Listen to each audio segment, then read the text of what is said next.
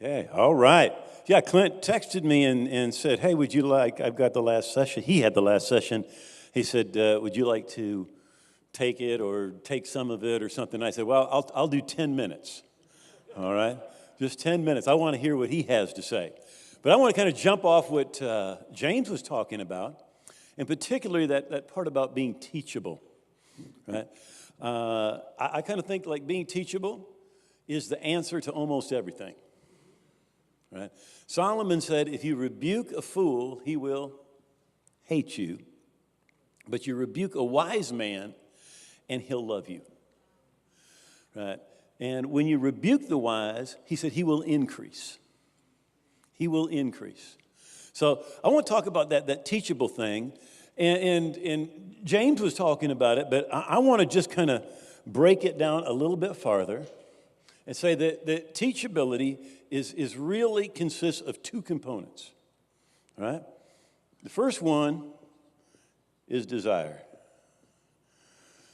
A teachable person has to be hungry.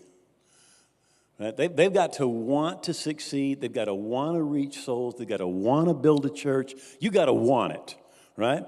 That's part of being teachable. What makes you teachable is your desire, right? You got to really, really want that thing, right? But that's only part of it. The other side of it, and I'll just kind of put it, I'll just write it right here. You got to be willing to change. Right? Now, no matter how much desire you have, you can have a 10, be a 10 on the desire part. But if you're not willing to change, nothing's going to happen. Doesn't matter how much desire you have. Now, if you've got a lots of desire, you'll be willing to give your time. You'll be willing to go through some pain. How many of you know leadership and pain go together? All right?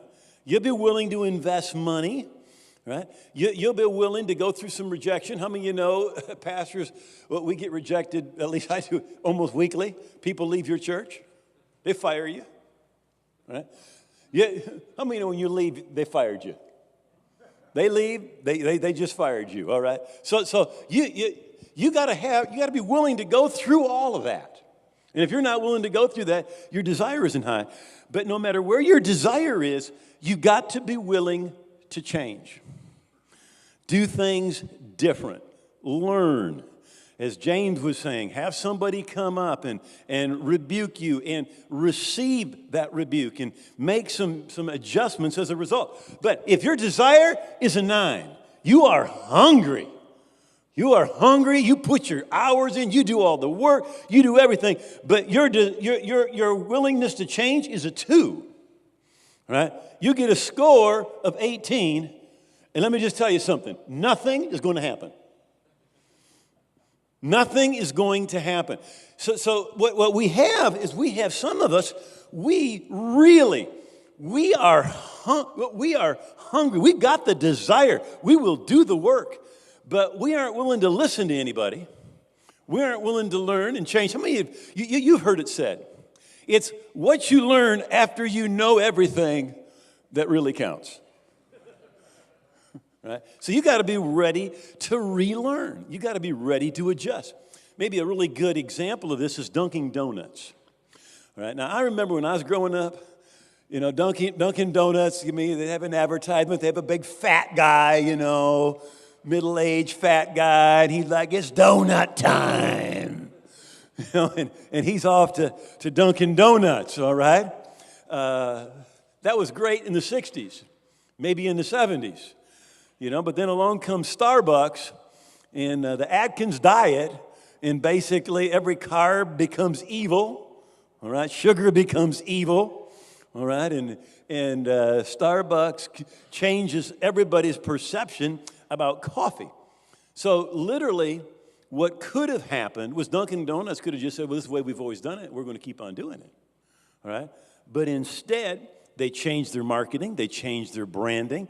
They went to a lot of healthy options. And today, they're doing as well as they've ever done.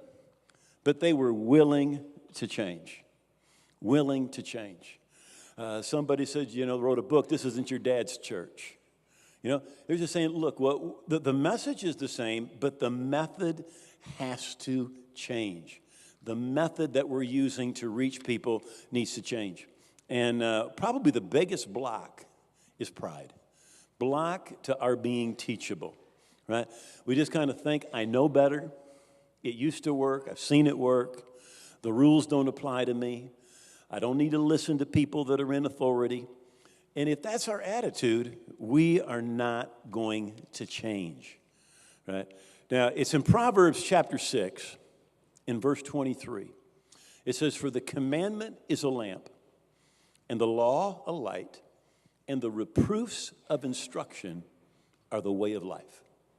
The reproofs of instruction are the way of life. So what that says is this: the way you and I will grow, the way that we will improve, is when we will let somebody give us the reproofs of instruction. Now, here's the difference between the reproof of instruction and somebody who just comes up and gives you a piece of their mind. The person who comes up and gives you a piece of their mind says, you know, what you did, that was terrible. I was offended, and I think that you are really a rotten Bible teacher. That ain't going to help you. But the reproofs of instruction, that guy comes up and says, you know, I really love you, and this is what you did, and it was good. But if you would do this and change the way you're presenting it like this, you would get better results. That person loves you and is trying to help you and giving you instruction. They aren't there to tear you down. They're there to build you up. You know, the Bible says that guy will help you, that guy will teach you, and it's the way of life. It is the way of life. That's why we've got to be open to rebuke.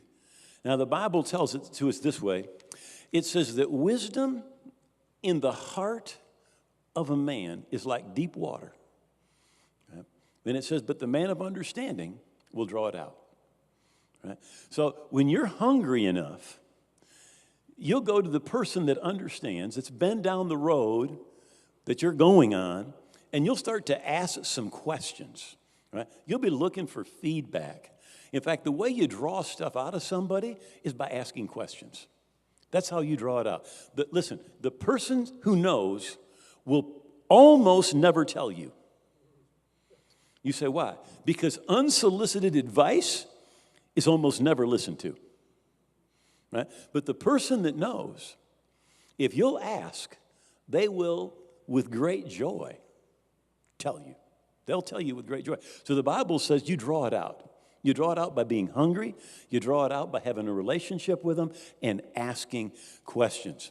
John Maxwell says, be willing to accept feedback and criticism without defending yourself.